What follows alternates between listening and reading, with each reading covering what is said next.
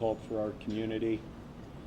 It's been a struggle trying to understand the destruction and mayhem that has been caused. We have such a great community here. Crime in general is down in Garden Grove. That's due to the phenomenal partnerships between the community and our police department. Random acts of violence, such as what we're responding to yesterday, do great damage to all the good work that we're involved in. That's also why, as a city, we will continue to listen and engage with our community for the sake of public safety. Those priorities will always be of critical importance to us. I want to thank Chief DeRay, all the men and women of the Garden Grove Police Department, and our Garden Grove Fire and EMS personnel who responded so quickly to these random acts of violence. Special thanks to our undercover officers who spotted and apprehended the suspect in Santa Ana. Without a doubt, other people would have been at risk but for their actions.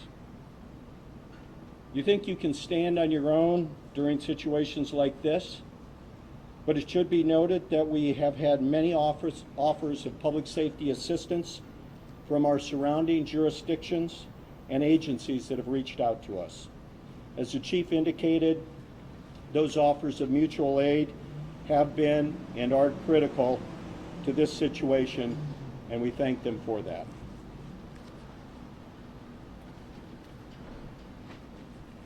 Thank you, sir. Now, just to recap where we're at right now, I'm going to go over the timeline of what happened yesterday. Our first call to the police department happened at 4:09 p.m. in the afternoon. We received a call of a residential burglary that happened at 12612 Gensches in Garden Grove. This turned out to be our victims from our homicide that called to report the burglary.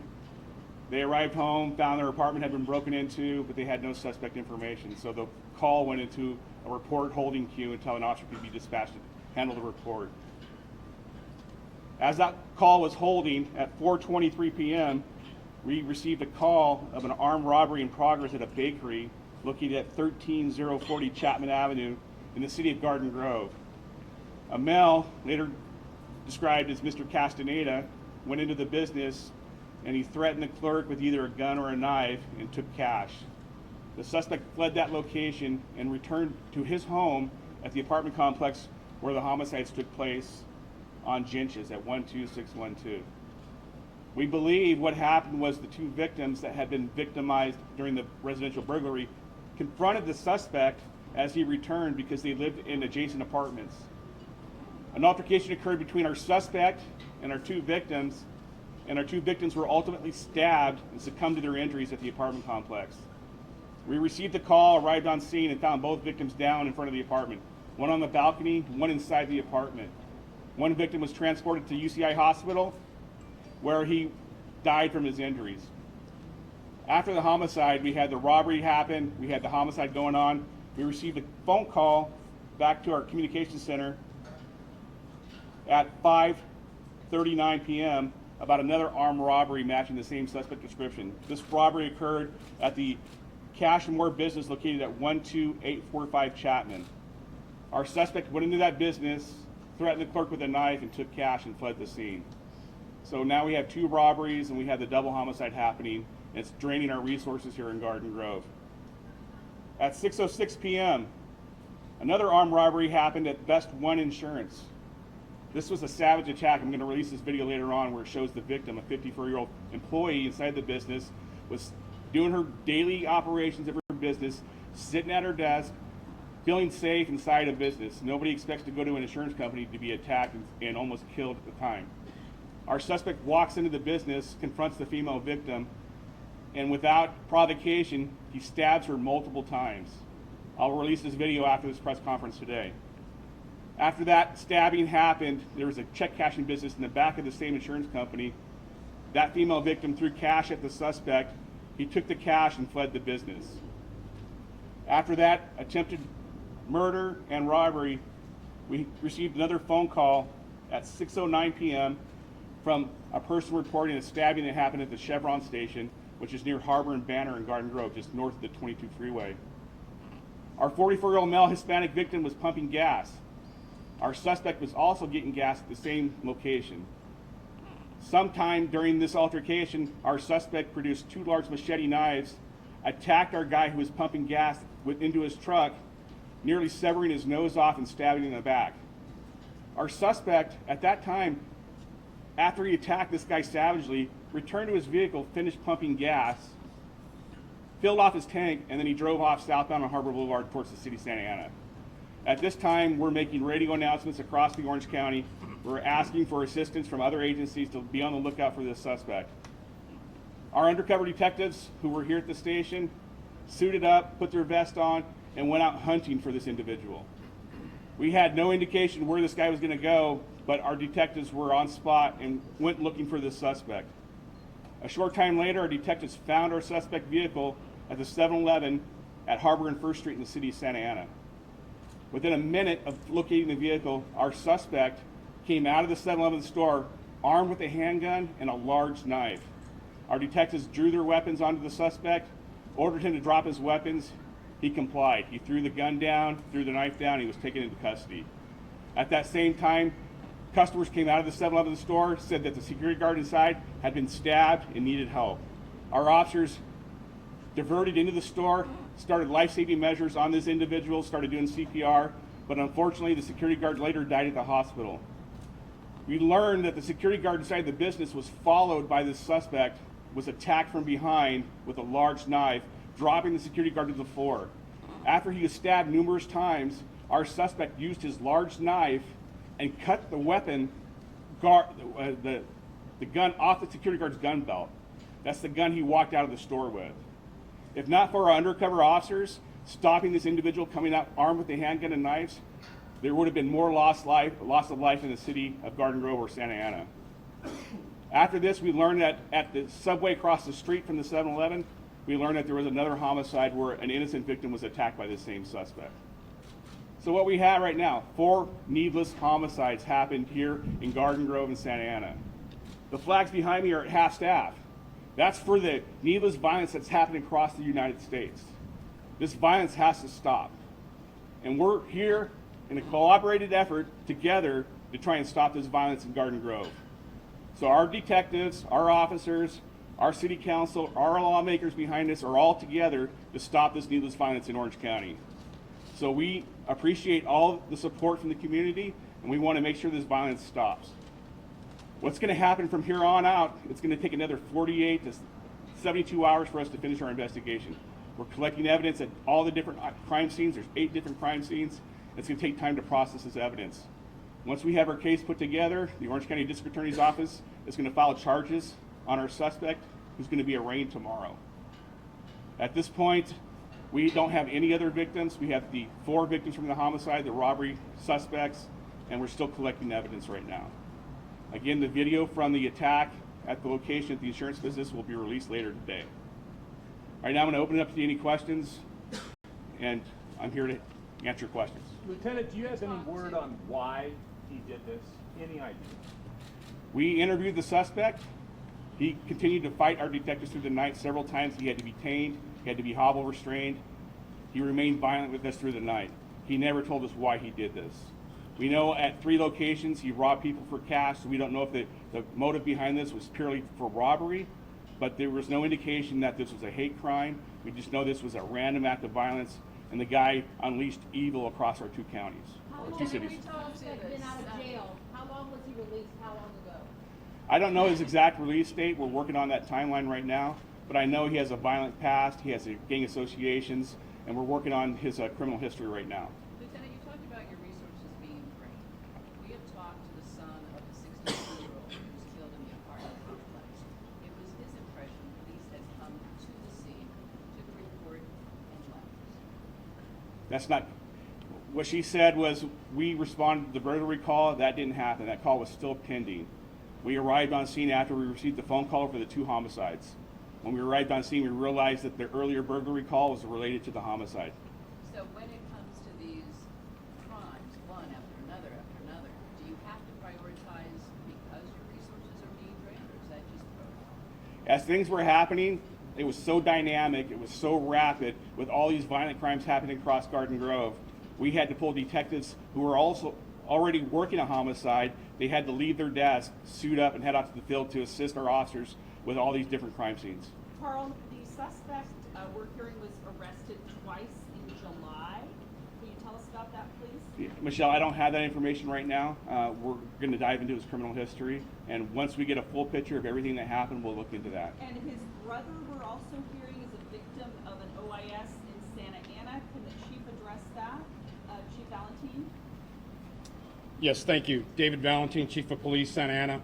Before I answer that question or any others, I also, on behalf of the city of Santa Ana, want to extend our condolences to the innocent victims involved here, all 4 of them. Not involved directly in any criminal activity, just targeted by this vicious suspect in this case who's in custody. I want to also thank the mayor, the city council, the police chief, everybody that's here with us jointly supporting both of our communities.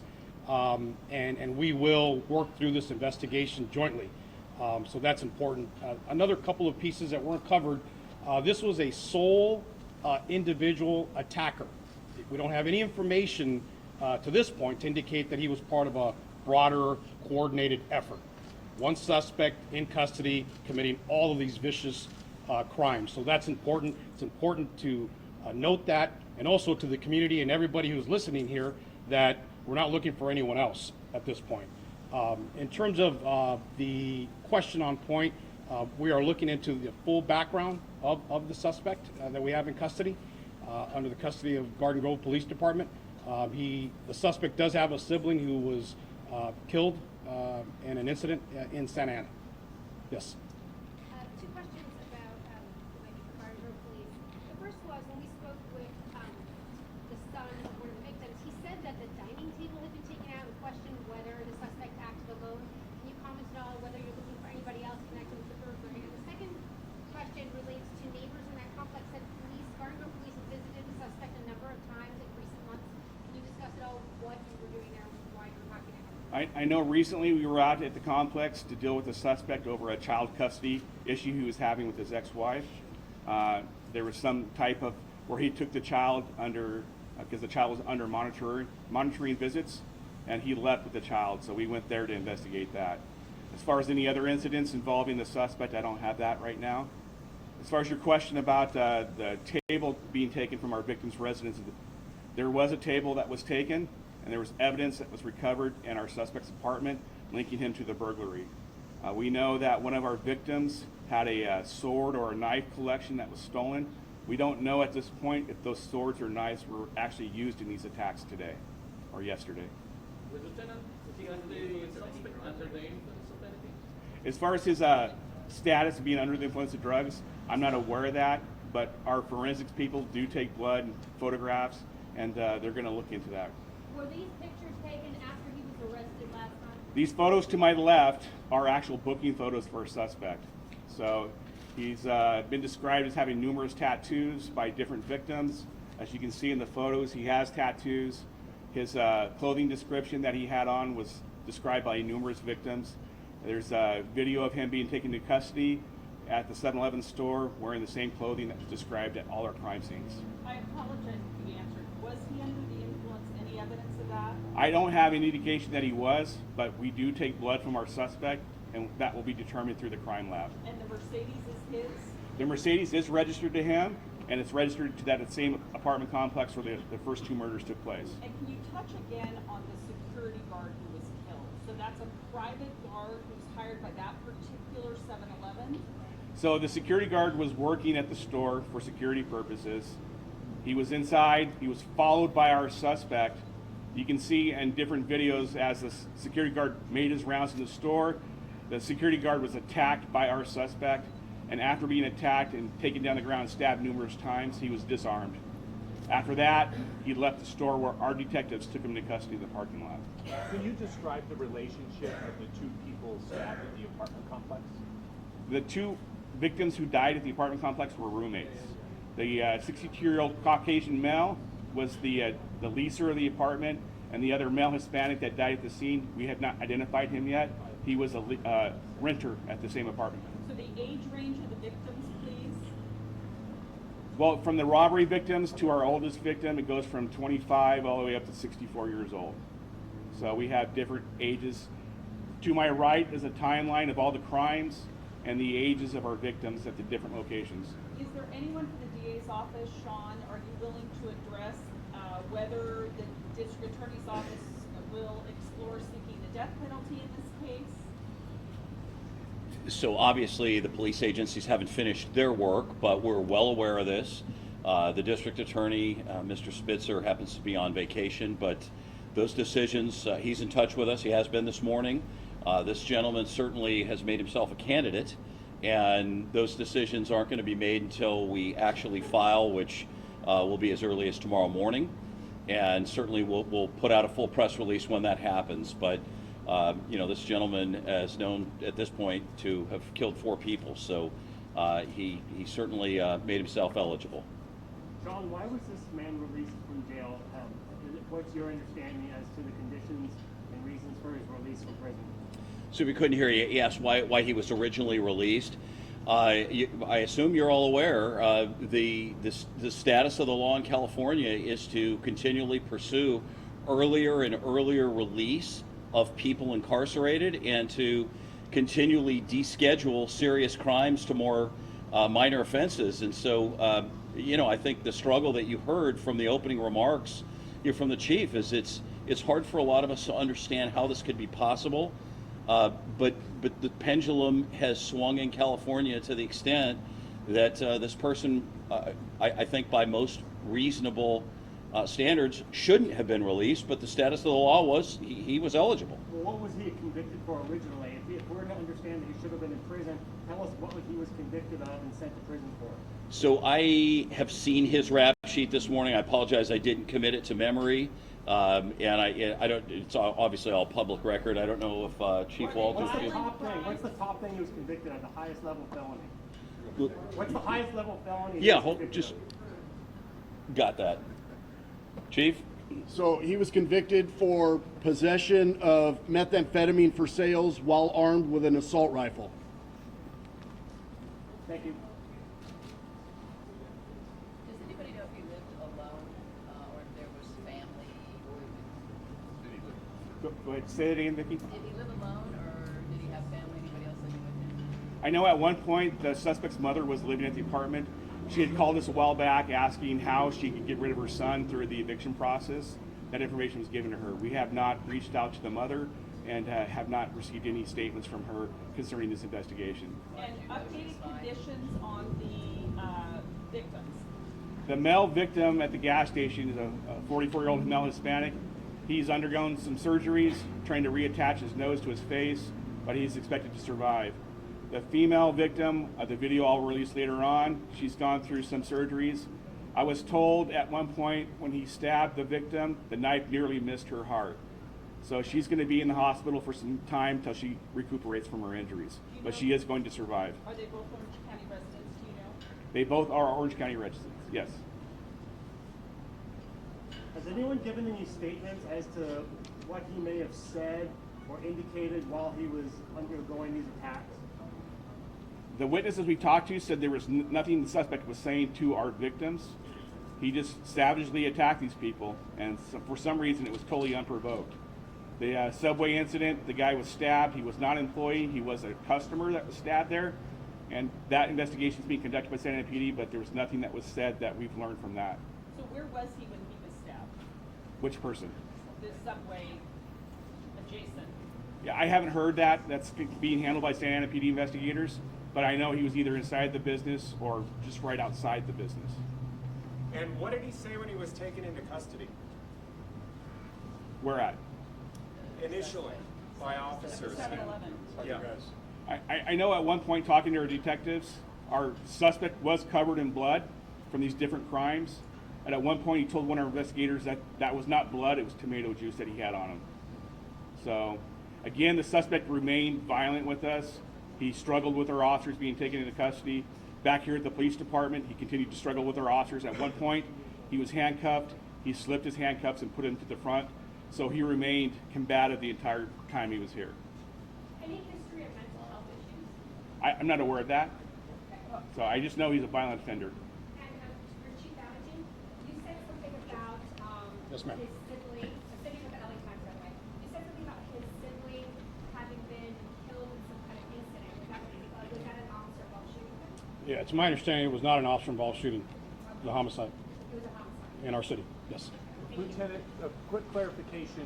7-Eleven says that this security guard was not employed by the store. The lady next door said he wasn't, and you're saying he was. I just want to clarify. Well, I'm just being informed that he was not employed by the store.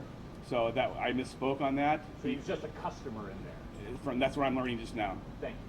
Subway also said he wasn't a customer. They said he wasn't inside the store at all. That's what we learned from He was Subway. right outside the store is what I was told.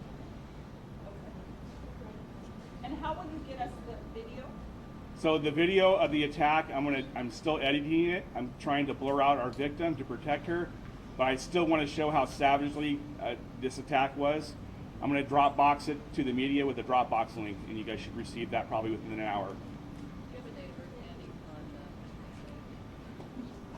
Do you have our suspect date of birth? He's 33 years old. I don't have his date of birth with me right now. Thank you. Any other questions? Again, I want to thank the public for tuning in and listening to us, and I want to thank the media for being here to help us get this word out. We got to stop these acts of violence in Garden Grove, Santa Ana, and across the United States, and we need the help of the public to help us do this.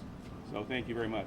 One last question, is he a native of Santa Ana, or of Garden Grove? Is he from? Our suspect, he lives in Garden Grove. He lived at the apartment complex where the homicides. His date of birth is 2/6/1986. 2/6/86. Can you repeat his name again? Zachary Castaneda. Okay, thank you. Thank you, everyone. Originally from Garden Grove, or no? I don't know where he was originally from.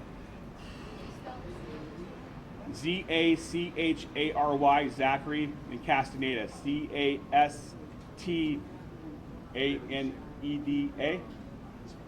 So, all